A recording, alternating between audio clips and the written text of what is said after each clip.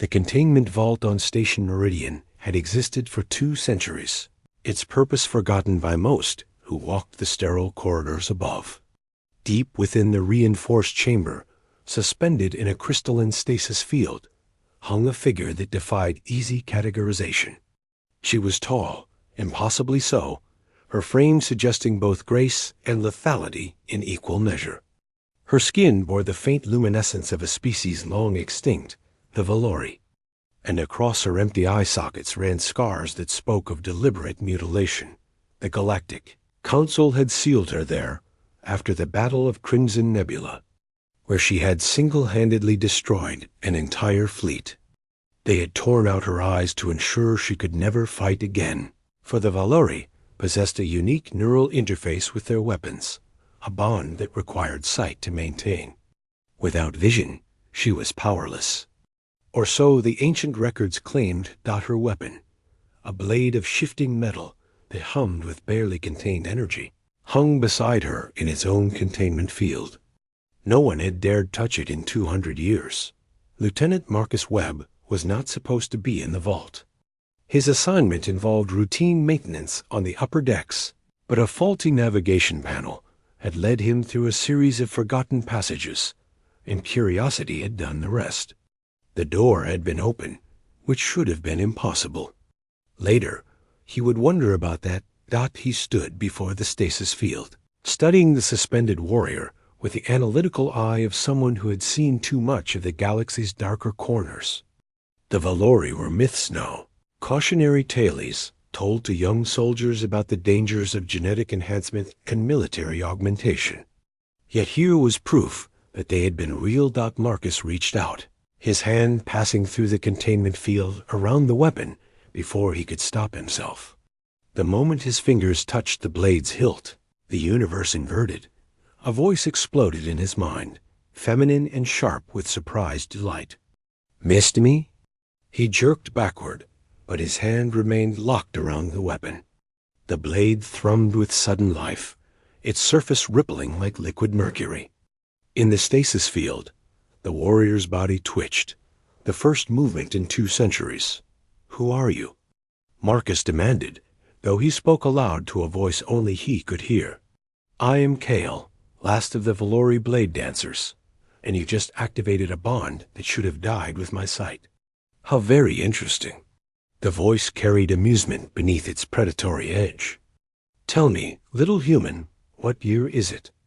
2847 Galactic Standard. Silence stretched for 3 heartbeats. 203 years. They kept me well preserved, I see. Your species must be the humans I heard whispers about before my imprisonment. The ones who refused to quit. Marcus tried again to release the weapon, but his muscles would not obey. "I don't understand what's happening. The blade has chosen you as my proxy. Your eyes will become mine, your body my instrument. We are bound now, until death or release."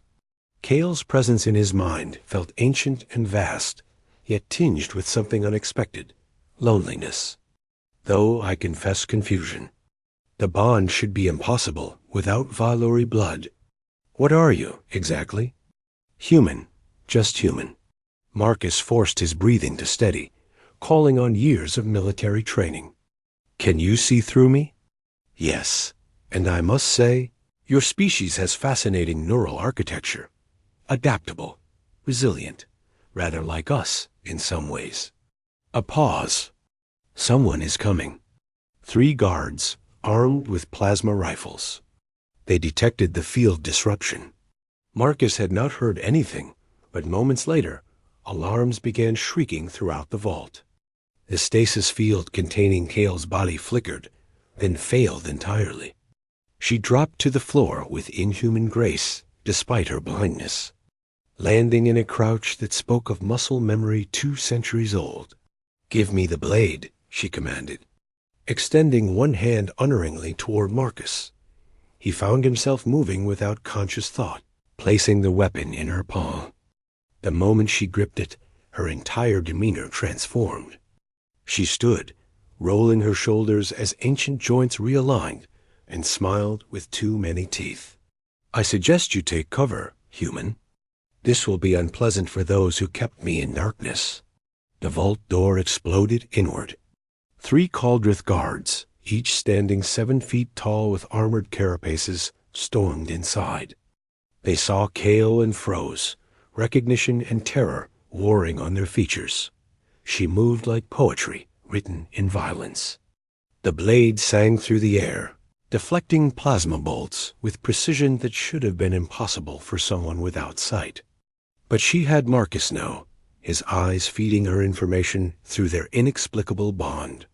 She could see every angle, every trajectory, as if the 200 years of blindness had been merely a long blink. The first guard fell in seconds, his weapon sliced cleanly in half. The second managed a desperate shot that Kale dodged by a hair's breadth, spinning inside his guard to deliver a strike that sent him crashing into the wall. The third had the presence of mind to target Marcus instead. Down! Kale's voice thundered in his mind. Marcus dropped as the blade left her hand, spinning through the air with impossible accuracy to embed itself in the guard's chest plate. The Cauldrith toppled backward, unconscious but alive. Kale stood motionless, her sightless eyes aimed at nothing, her hands still extended from the throw. Fetch my blade, Proxy. We have decisions to make. Marcus retrieved the weapon on shaking legs. You could have killed them. I could have. I chose otherwise. 2 centuries provides ample time for reflection on one's methods. She tilted her head, an oddly vulnerable gesture. The question now is what comes next. My people are gone.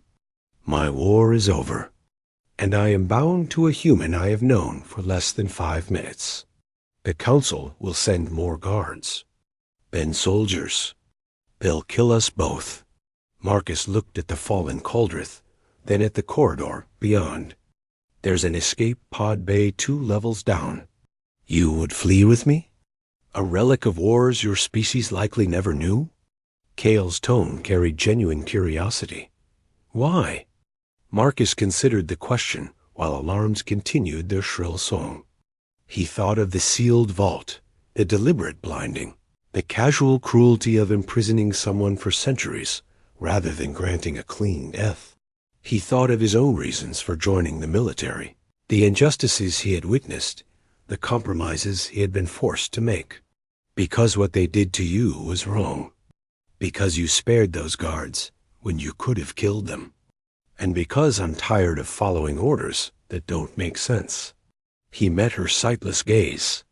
Also, I'm fairly certain this bond means we're stuck together anyway. Kale laughed, a sound like breaking glass and distant thunder. Oh, I think I shall enjoy you, Marcus Webb, very well. Let us depart this tomb and see what your humanity can show me of the galaxy I missed. They moved through the corridors with practiced efficiency. Kale's combat instincts merged seamlessly with Marcus's knowledge of the station layout. Guards appeared and were subdued without lethal force, a pattern that confused their pursuers.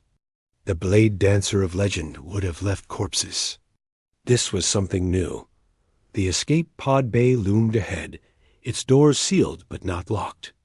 Marcus overrode the controls while Kale stood watch, her head moving in small increments as she tracked threats through his senses.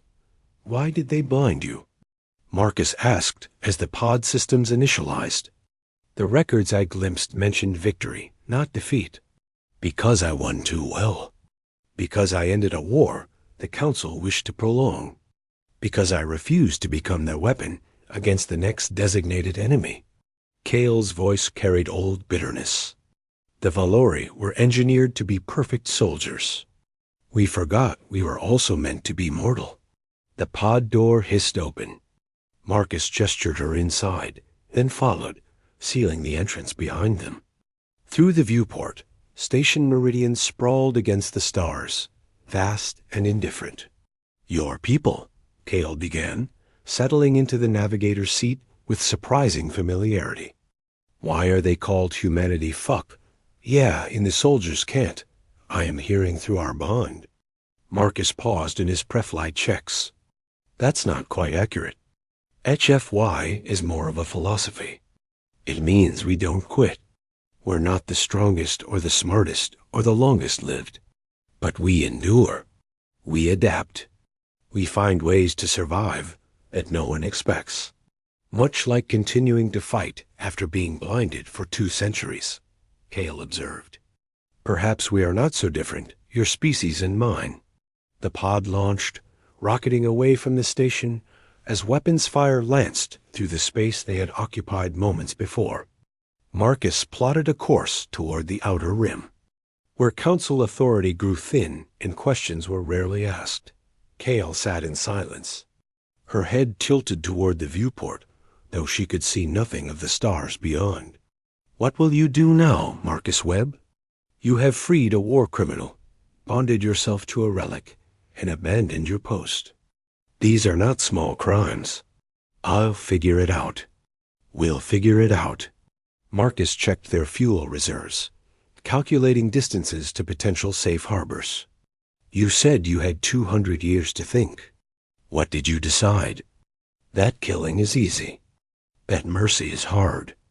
That perhaps the deadliest warrior is not the one who never loses, but the one who knows when to stop fighting. She turned her empty eyes toward him. And that loneliness, even in darkness, is the cruelest prison of all. The pod's engines thrummed, carrying them deeper into the unknown. Behind them, Station Meridian receded into the distance, its alarm still screaming about the impossible escape. Ahead lay a galaxy that had forgotten the Valori, that knew humans only as the upstart species, too stubborn.